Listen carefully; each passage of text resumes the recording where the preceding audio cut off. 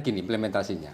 Kalau di instansi A ada 10 THK2 untuk satu jabatan, kemudian formasinya tersedia 25 untuk jabatan itu, maka pasti yang bersangkutan THK2 tadi 10-10-nya pasti keangkat sepanjang yang bersangkutan mendaftar dan ikut tes, ikut seleksi. Karena kelulusannya ranking. Tadi 25 formasi ya. Iya. 10 sudah dipakai oleh ex-THK2, sisa 15.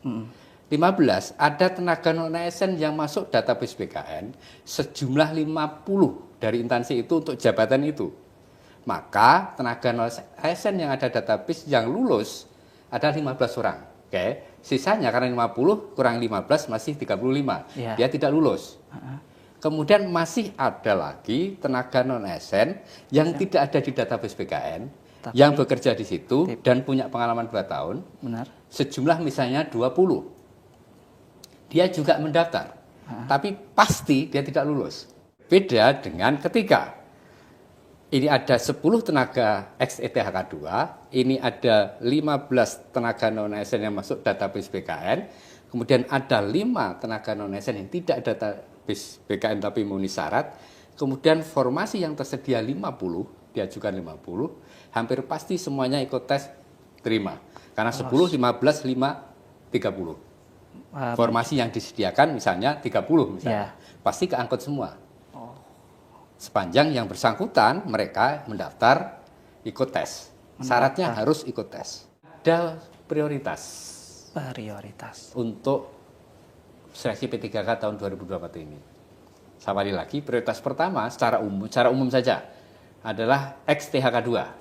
Prioritas kedua adalah tenaga non-ASN yang ada di database BKN. Non-ASN database BKN. Ya. Yang ketiga, tenaga non-ASN non-database BKN. Tenaga ASN non-database BKN. Prioritasnya ya Pak? Ya. Jadi, yang pertama adalah di ranking dulu THK2. Ini taruh di atas. Iya. Oke.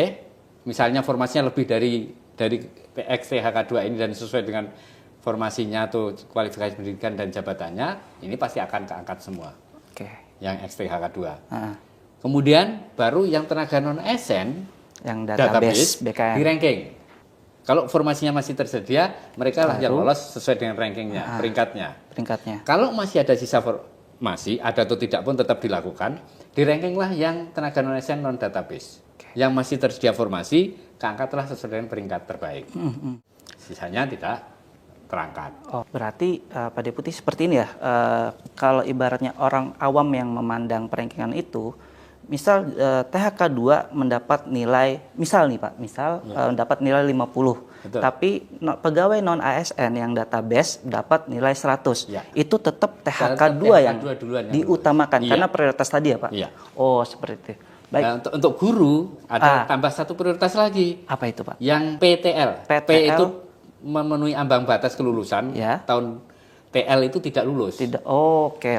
Jadi lolos passing grade, tapi tidak lulus karena tidak tersedia formasi. Habis formasinya dia kalah peringkat. Ini menjadi prioritas pertama. Lebih pertama lagi dari THK2 tadi Pak ini. Tapi itu namanya pelamar prioritas. Pelamar prioritas. Tapi ini hanya untuk guru berarti ya Pak? Ya, hanya untuk guru. Hanya untuk guru. Tapi pelamar prioritas ini juga di ranking dulu. Untuk kelompok pelamar prioritas ini misalnya ada banyak, dilihat ex-THK2 mana dulu itu diutamakan.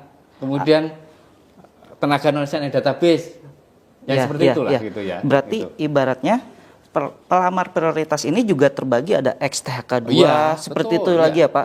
Nanti baru di bawahnya ex-THK2 lagi yang baru seperti itu. Yang tidak ikut seleksi 2021. Benar sekali seperti itu. Atau tidak lulus tidak memenuhi nilai ambang batas kelulusan di seleksi tahun 2021.